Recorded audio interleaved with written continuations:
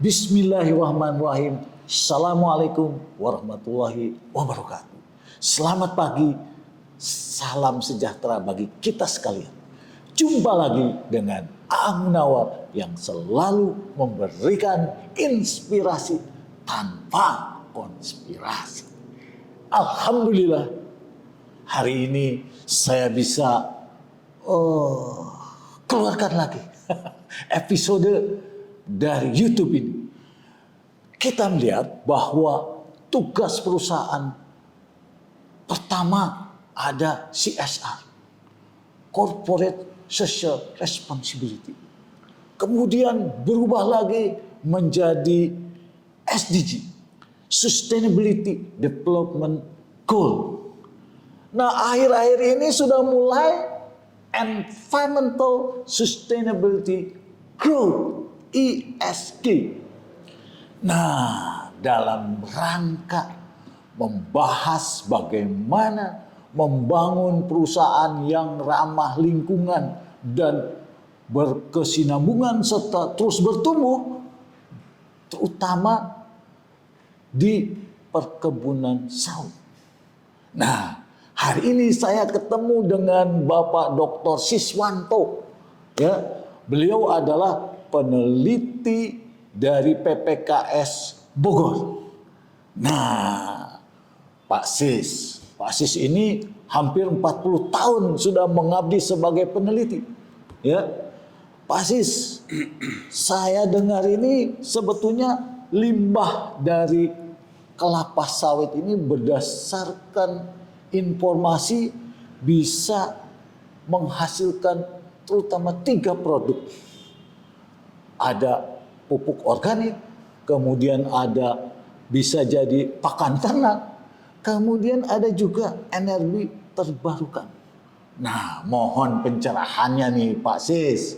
Yang pertama, pupuk organik itu dari apa saja, kemudian bagaimana prosesnya dan berapa lama bisa jadi? Gimana Pak? Ya, baik Pak Aang. Jadi limbah di industri sawit, di pabrik sawit itu sebenarnya cukup banyak. Memang selama ini belum banyak yang memanfaatkan. Terlalu banyak dimanfaatkan. Padahal potensinya sangat besar, sangat besar. Baik itu bisa digunakan sebagai kompos atau pupuk organik, bisa juga untuk pakan ternak, bisa juga untuk energi terbarukan. Nah, yang di pupuk organik itu sendiri dari apa saja nih Pak Sis dan berapa lama bisa diproses?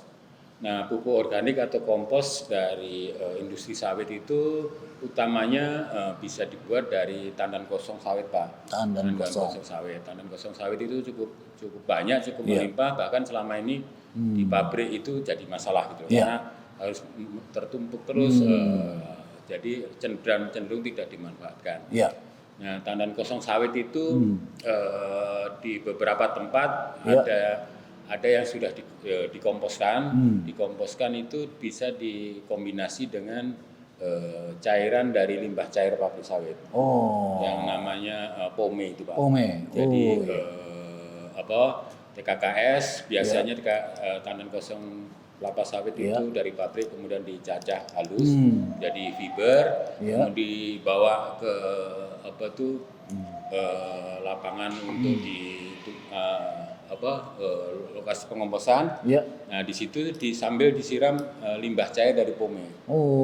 Cair dari POME dan kemudian akan lebih bagus lagi sebetulnya ditambahkan dekomposer. Ya. Jadi berapa lama biasanya Pak setelah ditambah dengan dekomposer ini, dia apakah seminggu, 2 minggu atau?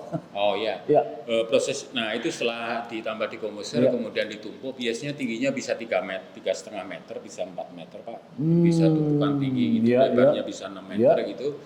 Nah, itu akan terfermentasi itu kurang lebih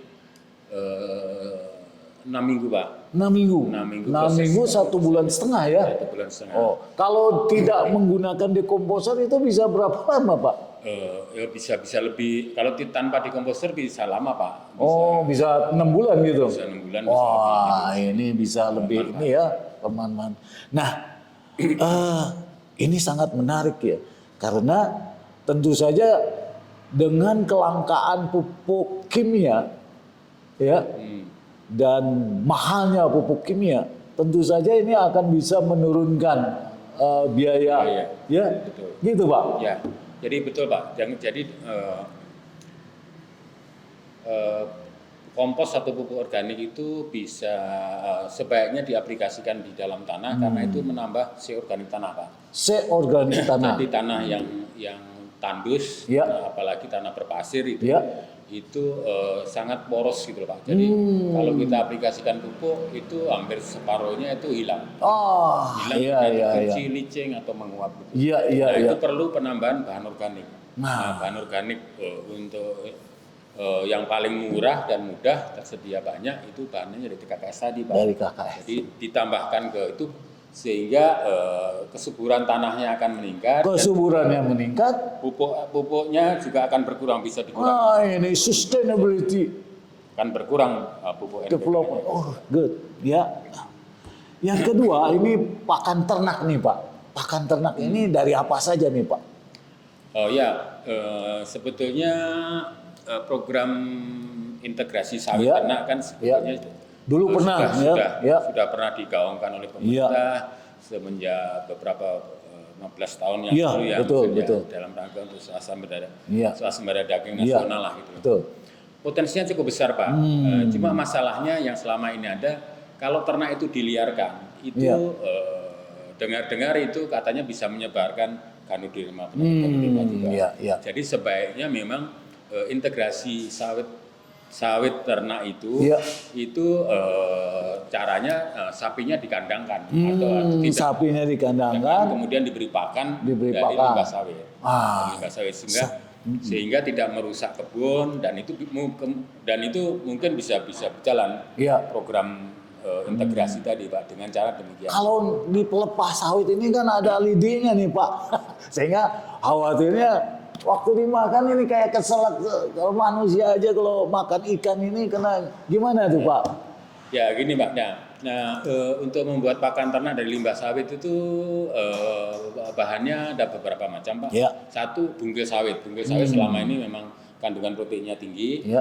Nah itu sebagai salah satu Bungkil sawit. Bungkil sawit. Kemudian solid dari pome Pak. Ah, apa itu solid pome Pak? Solid pome itu jadi padatan dari limbah cair sawit itu. Ya. Endapannya itu Ya. volumenya juga cukup besar juga. Itu sumber proteinnya tinggi juga Pak.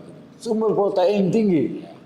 Dan apakah itu harus habis atau bisa disimpan misalnya berapa lama gitu Pak? Gimana tuh Pak? Bisa. Itu Teknologi. asalkan sudah solid pome itu asal sudah dikeringkan, kadar airnya di bawah 14%, atau juga bungkil tadi, Ya. kadar airnya sudah di bawah 14% itu bisa dimasukkan karung, ditumpuk, bisa Jadi nanti sebagai bahan baku pakan gitu loh. oh, artinya bisa menggantikan rumput gitu Pak sebagai pakan Nah, ternak. ada itu tadi sebagai sumber energi, Ya. energi dan sumber protein, Pak. Ya. Nah, kalau sumber serat itu pengganti rumput, Pak. Jadi kalau sapi itu tidak cukup dengan sumber energi dan sumber protein, tapi juga memerlukan sumber serat. Iya, iya. Beda dengan ayam dan ikan dan lain, Pak.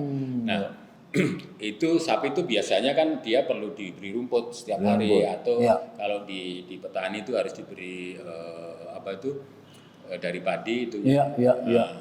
Nah, ini dari sawit itu pelepah daun sawit itu potensinya besar Pak dan selama ini juga tidak dimanfaatkan. Tidak dimanfaatkan. Nah, itu bisa menggantikan rumput, seperti rumput gajah, rumput jerami padi gitu loh Pak. Jadi ini bisa menambah nilai tambah dari perusahaan atas limbah tadi. Pemanfaatan limbah. Oke. Dan itu tadi Pak untuk pelepah atau daun sawit itu bisa menggantikan dan syaratnya tadi itu harus dicacah halus Pak. Dicacah halus. Jadi lidi-lidinya itu tercacah. Yang pertanyaan Pak Ang tadi bahwa takutnya ada lidinya. Iya. Itu lidinya harus halus. Jadi nanti hasil cacahannya itu kayak halus lah. Serbuk. Serbuk gitu ya. Kayak serbuk. Oh iya iya. Gitu. Jadi tidak membahayakan untuk sapi, itu yang paling penting gitu loh Pak. Paling penting. Ya. Dan itu bisa disimpan kalau dibuat silase, kita Iya. punya bakteri untuk itu membuat silasenya di Harus pakai silase ya. disemprot dengan hasil cacahan itu yang sudah halus tadi. Itu berapa lama tuh Pak? Dari mulai dicacah, kemudian ditambah silase, sehingga langsung aman jadi pakan dimakan sapi, itu berapa lama itu prosesnya Pak? Oh ya, kalau proses silase itu kan nanti setelah disemprot dengan bakteri nanti di Pak, di bel gitu. Di bel. Ya. Rapat gitu ya, Ya.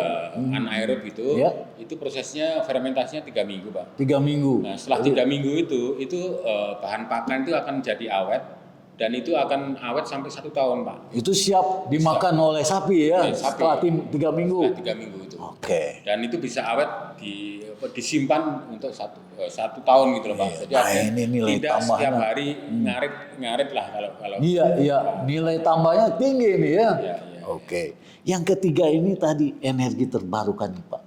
Ada biogas, ada arang aktif. Nah, biogasnya itu bagaimana nih Pak? Ya, biogas itu sangat potensial di industri sawit Pak. Ya. Biogas itu biasanya nanti dibuat dari limbah cair pome. Limbah cair pome itu pabrik dengan kapasitas 45 ton TBS per jam. Ya. Itu kalau pomenya dijadikan biogas, Ya. itu bisa kurang lebih 1 mega Pak. 0,8 sampai 1 mega 0,8 sampai 1 mega listrik yang Listrik dihasilkan yang bisa. dari pemanfaatan limbah cair limbah cair. untuk pabrik sawit dengan kapasitas sekitar 45 ton TBS per jam. Oh, kemudian yang charcoal itu gimana Pak? Nah, charcoal itu kan itu Pak. Sebetulnya potensi yang lain itu dari cangkang sawit, Cangkang sawit. atau batoknya itu Iya. palm kernel shell ya. Nah, itu selama ini kan oleh pabrik itu hanya dijual begitu saja ya, Iya. bahan mentahnya lah, Iya. bahan mentahnya untuk bahan bakar, Iya. pengganti batu bara, Iya. atau juga diekspor Pak. Nah, diekspor tapi dalam bentuk bahan baku gitu. Bahan baku. Nah, sebetulnya akan bisa Nilainya tambah ya kalau nilai sudah tambah yang jadi besar charcoal. Kalau itu dibuat charcoal gitu Pak. Jadi dibuat arang aktif dari Iya. batok kelapa sawit tadi Pak, Ah, cangkang kelapa sawit. iya. Nah tadi kembali yang biogas tadi Pak. Iya. Ini kenapa penting juga kaitannya dengan penurunan emisi gas Iya. Dekarbonisasi ya. organisasi ya betul Pak. Jadi Gimana tuh Pak? Jadi sebetulnya industri sawit itu emisi gas rumah kacanya Iya. itu menurut data itu kurang lebih 1,2 sampai 1,4 ton CO2 ekuivalen per ton CPO. Oh, jadi menghasilkan 1 ton CPO itu juga dihasilkan 1,2 sampai 1,4 ton CO2. ekuivalennya. Nah, dari 1,2 sampai 1,4 Iya. itu Pak, itu sebetulnya hampir 30%-nya itu kontribusi dari pome. Pome selama ini kan pome diolah Iya. kolam aerob Iya. nah itu menghasilkan gas metan yang Iya. nilainya kurang lebih 30%-nya tadi Pak. Artinya apa? Kalau pabrik sawit itu membangun apa itu Biogas. Iya. dengan biogas itu berarti sudah bisa mengurangi kurang lebih 30%-nya 30% dikurangi Emisi gas rumah kaca, tapi dia juga bisa menghasilkan gas yang bisa digunakan untuk menggerakkan energi terbarukan. energi terbarukan. Bisa untuk listrik, bisa untuk bukan hanya untuk listrik Pak, bisa juga gas itu nanti dimurnikan, Iya, kemudian dikompres, dikompres. dan itu bisa sebagai bahan bakar untuk truk pembawa TBS. Truk pembawa TBS bisa juga untuk pengolah pemanas dari pabrik itu sendiri ya. Betul. Sangat menarik nih Pak Siswanto ya. Jadi nampaknya dengan teknologi-teknologi yang ada di PPKS ini tentu saja bisa menjawab permasalahan-permasalahan di dalam Environmental Sustainability Group. Sehingga ini harus dimanfaatkan oleh seluruh perkebunan kelapa sawit. Coba Pak, sekarang closing statementnya dari Pak Sis nih, ya. Ya, closing statementnya bahwa apalagi sekarang ISPO, Ya. juga RSPO, RSPO, nah, yang barusan disampaikan oleh ESG juga digaungkan ya, oleh pemerintah, ya, dan PBB malah. PBB dan masalah kita menjadi sorotan dunia karena Ya. industri sawit itu agak diganggu-ganggu Ya. oleh negara-negara maju kan Ya. gitu loh. Nah, dan sebetulnya ini momen yang bagus. Ya. Karena memang sebetulnya secara teknis dan secara ekonomis memanfaatkan limbah dari industri sawit itu akan memberikan added value yang cukup besar. Iya. Dan di samping itu memang tuntutan ke depan memang mengurangi emisi gas rumah rumah kaca. Jadi dengan memanfaatkan limbah padat dan limbah cair dari pabrik sawit itu menghasilkan keuntungan bagi perusahaan. Yang kedua juga akan sustainable dan secara ramah lingkungan.